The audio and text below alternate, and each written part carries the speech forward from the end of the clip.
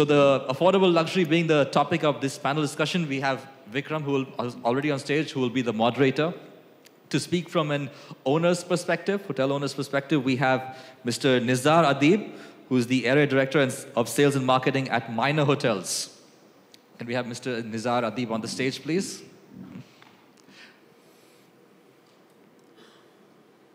By the way, Minor Hotels is the owner, is the one who owns the Banana Island. I'm sure you might have known that. And their model is to pick up a property, try and redesign it, try and rebrand it, try and remarket it, and sell that same property for a higher price. So they're going to speak from an owner's perspective. Speaking from an architect's perspective, we have Mr. Clinton Bull. Mr. Clinton Bull, who is the director of hospitality at SSHIC. So, you know, when we're talking about marketing and branding and creating that experience, how do you actually do that from an architect's point of view? And we also have Mr. Abdurrahman Khalid Madela, right here, who was with us last year in Dubai as well, who is the CEO and the Director of Design Engineering. And he's going to speak from an engineering perspective. You know, creating these affordable hotels are good, but how do you really go about designing them and engineering it in such a way that it's really affordable and can be reached out to the millennials? He is the CEO of AKM and Partners. So, Vikram, the stage is still yours, and please continue with this discussion. So, you know, I was just talking to the panelists today morning, and affordable luxury. So I'm going to steal a very nice word that I just learned in the morning from Nizar. It's called oxymoron. How do you make, you know, sort of combine affordable with luxury? I think I'm going to go take a chair myself, so please give me a minute.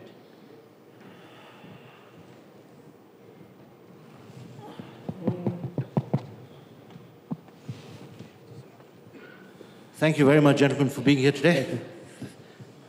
Sharing knowledge with us.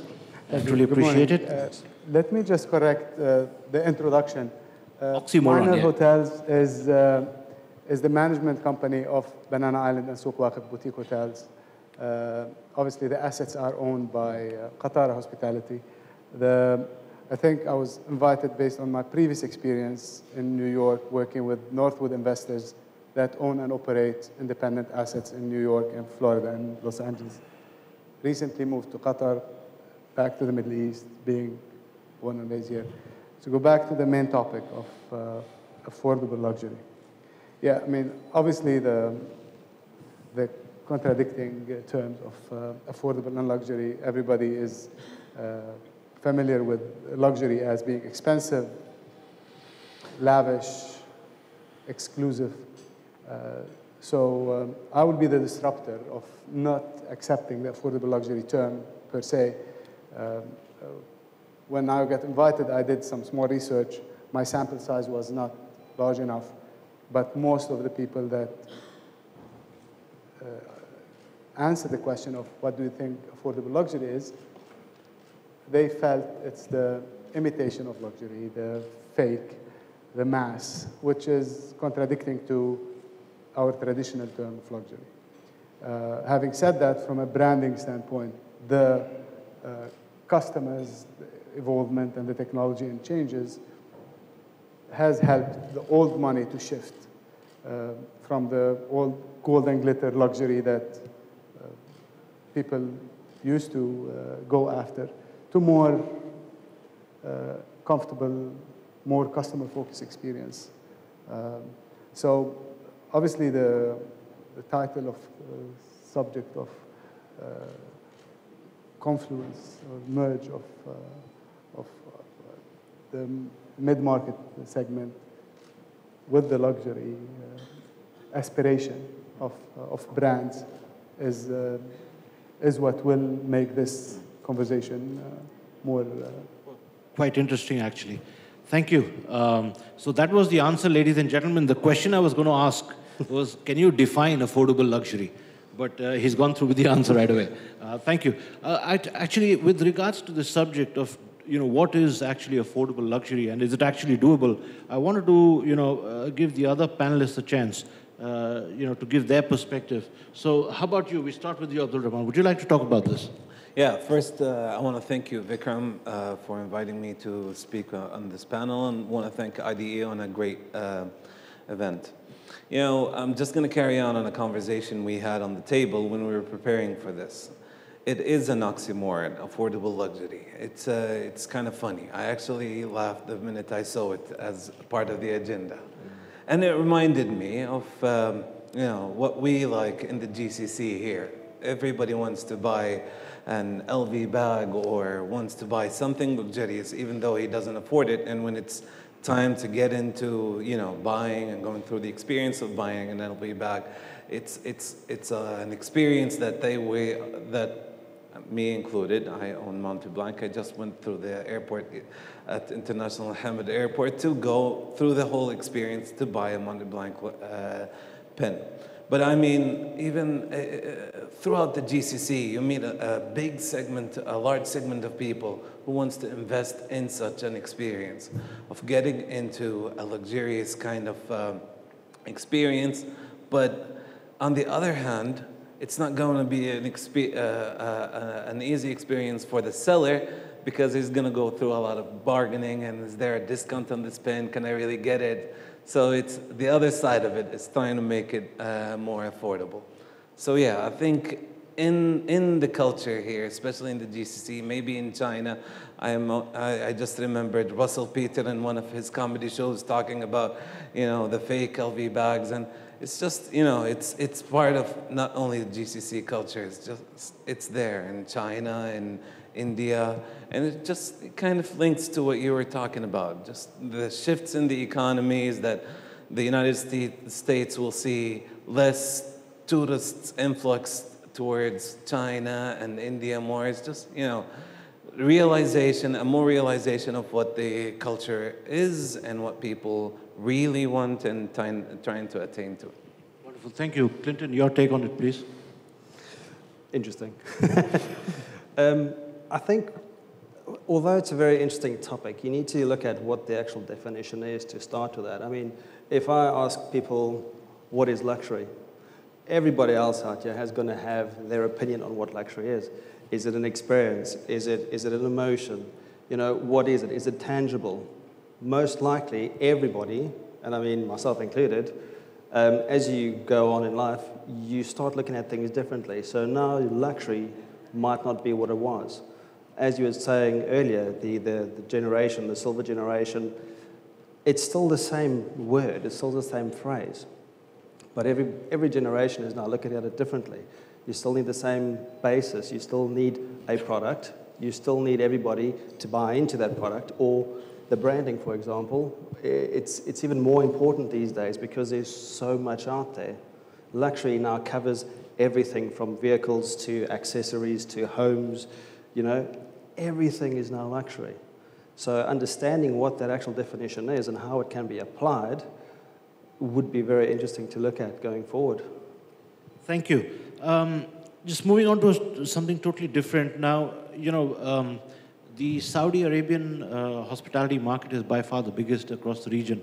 May not be as high profile as, you know, Dubai and Doha and Abu Dhabi, but in terms of, you know, sort of visitation or in terms of number of rooms, it is by far the biggest across the region.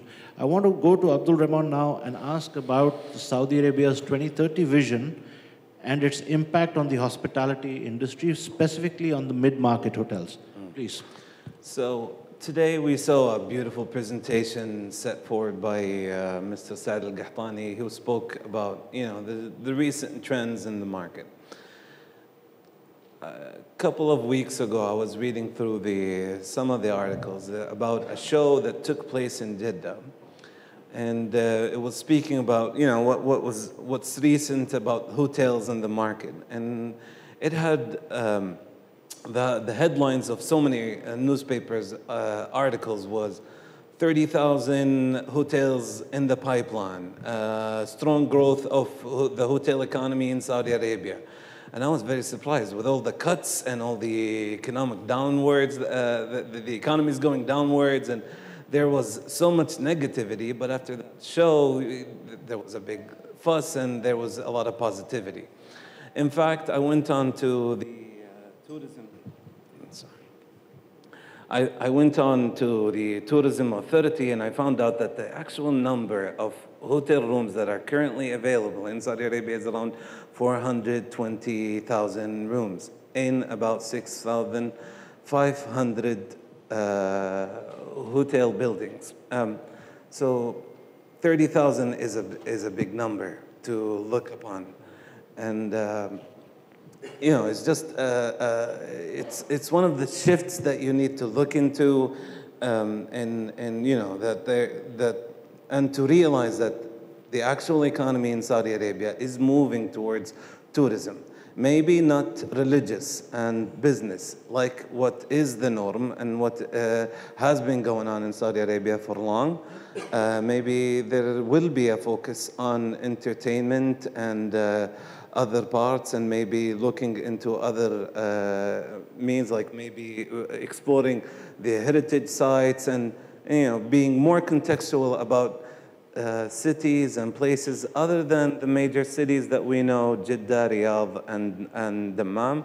Now we're going to be hearing, and that's what we did today with Mr. Saad, we're going to be hearing about new cities like Al-Baha, Asir, Hail, that has a lot of potential, and that's where the government is looking into, and I encourage it. Thank you. Thank you, Tom. Clinton, over to you. Now, you're from Dubai, and Dubai, of course, has a huge, if you look at the inventory of about 100,000 keys that are there in Dubai, a large part of that is upscale, 4 and 5 star. And yet you have an event, the Expo 2020 coming up, which I think is more of a mass driver of travel. How do you see the Expo 2022 impacting the mid-market hotel in Dubai? I think it's going to be, let's put it this way. Dubai has always been known for having the best of the best, the biggest of the biggest. We have Burj Al Arab, we have Burj Khalifa, you have the best 5-star brands out there. And that has been doing very well to sustain Dubai in terms of the hospitality and the experience that you get. Obviously, as the hotels grew from way back when, Wild Wadi, for example, came in, new attraction. The ski slope in Dubai came in, new attraction. That all sort of started generating more tourism, right? So that meant it was mainly Dubai was basically known as the playground of the rich for the Middle East. That was sort of pre the crash, when we had the financial downturn and everything started impacting across the whole globe.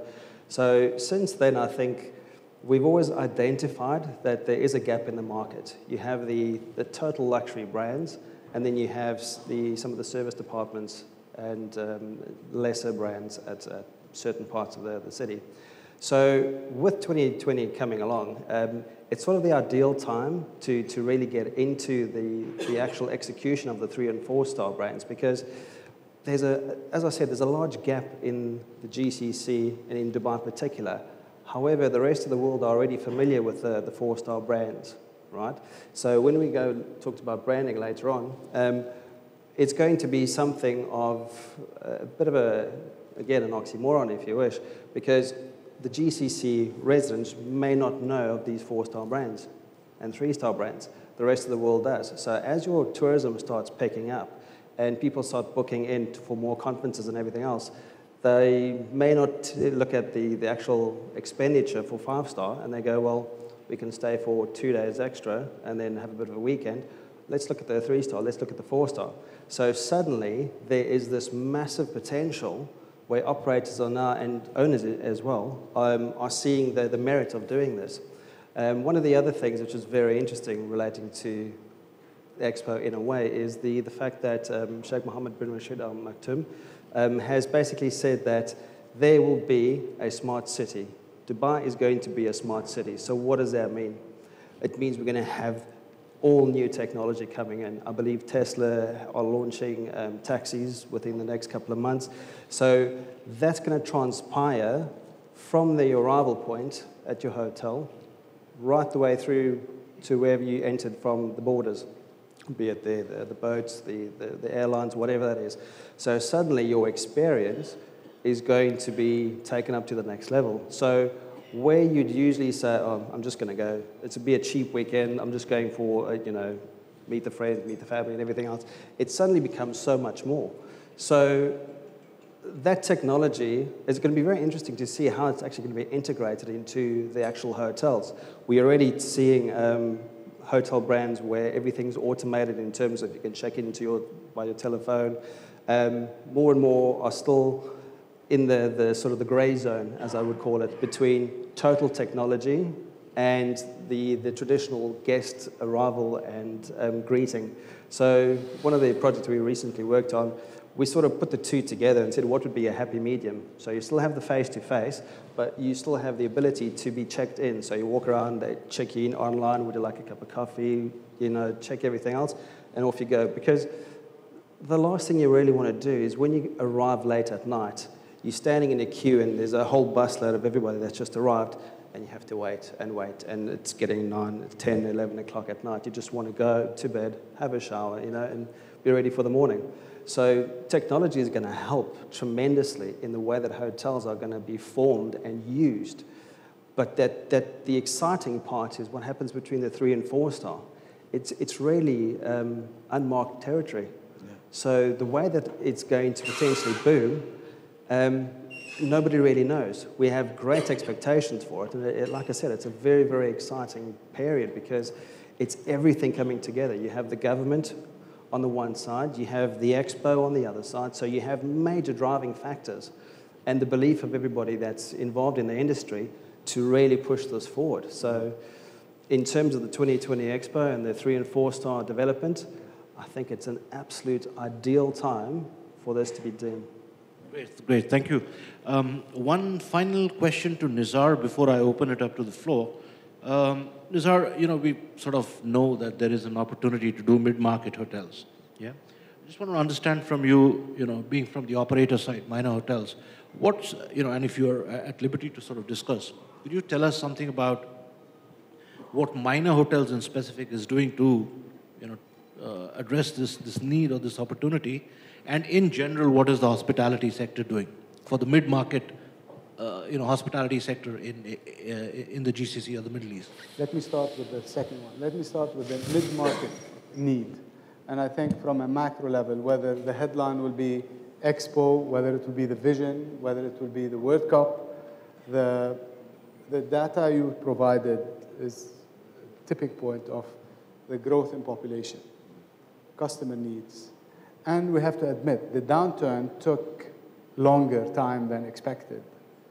Whether it's 2008 recession that picked up 2010, whether the in the 80s, this one took a bit longer with the oil prices down and the global economy in general. So the need for that mid-market took time for the customer to react and took longer time for the investor and developer to react. Obviously, in this part of the world, hotel developers build hotels after they make their money somewhere else. So for them, their traditional way of hotels is the right way. It takes time and efforts from operators like ourselves and providers to convince the investors that a trophy asset is great, but the cash flow is not there at this point, and you need to move.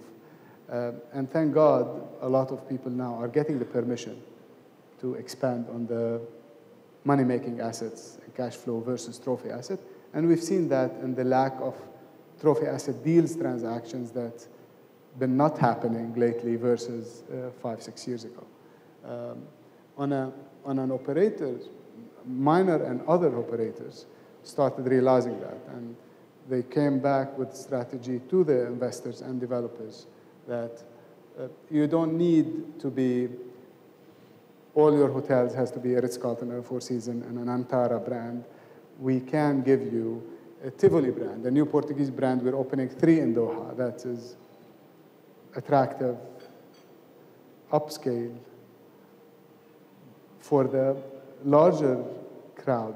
I don't want to call it mid-market because it's diluting the brands in general. It could be the mass. And talking about the numbers, the large number of population, no matter how much money they have, they're not looking into spending $1,000 a room in a situation where You don't know what the future is bringing, even if you have the money. So Minor and other operators are looking into expanding within the brand under the same umbrella with the know-how and luxury experience and suppliers and partnerships to cater for the mass, if you wish. But just one side point is talking about luxury and owning something. And you listed a lot of brands that the biggest brand of hotels provider, room provider, do not own a single asset. The car providers, Uber does not own a single car. So nothing people do not know, but we need to get to the head of developer and investors so that they support all of us filling the gap early and not reactively like we're doing currently in the Middle East. Thank you. Thank you very much. Ladies and gentlemen, we have about 10 minutes, so I'd like to take questions from the audience, please. If you have any questions for our panelists, please feel free to ask. There's a question. Could we get a mic here, please? Right here in front.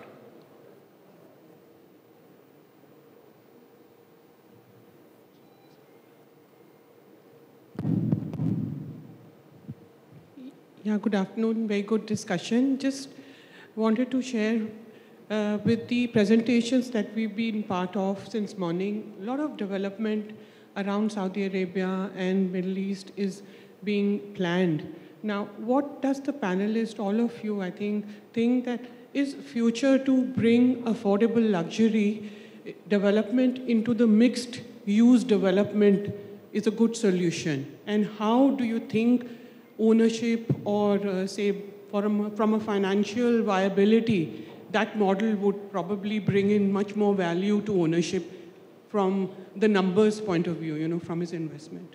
Anybody want to take that? Actually, we were talking about today, just before the panel, about the idea of one of the reports that discussed the hotel economy in the GCC was saying that we need, especially with specificity to Saudi, we need more branded hotels. We were talking about that. We were saying that, okay, we definitely need more branded hotels to cover at least a percentage of the 3-star and 4-star premium hotels, because in the current status quo, it is owned by local owners and local or maybe non-branded hotels.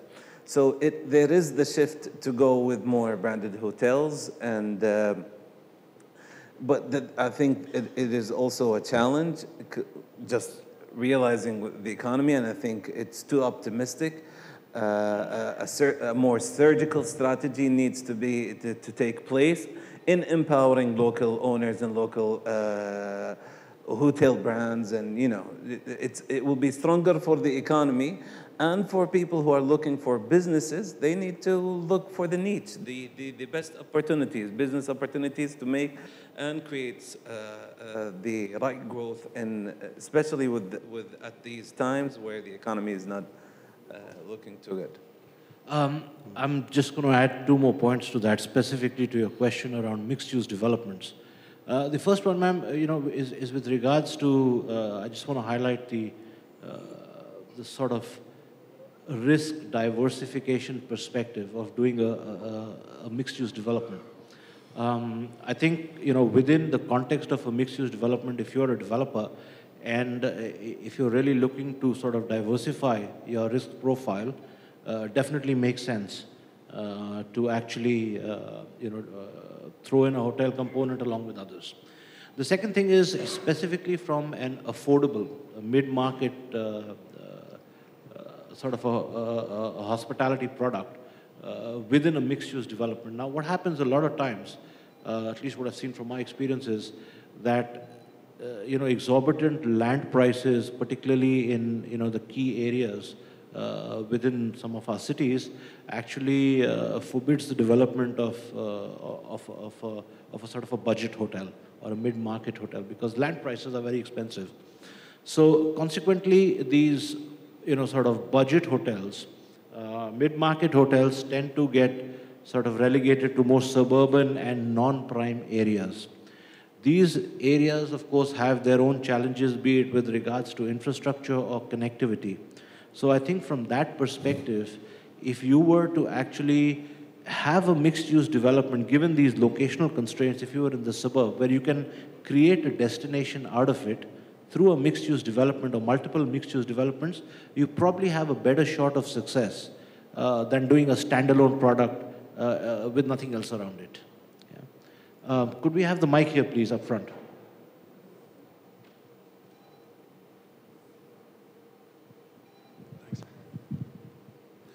My question would be relating to your earlier presentation along with affordable luxury. We talk about these buzzwords within the industry now about digitalization, big data, being able to know our customers better. Do you see this as a platform that is something that is going to become a must across these different generation gaps?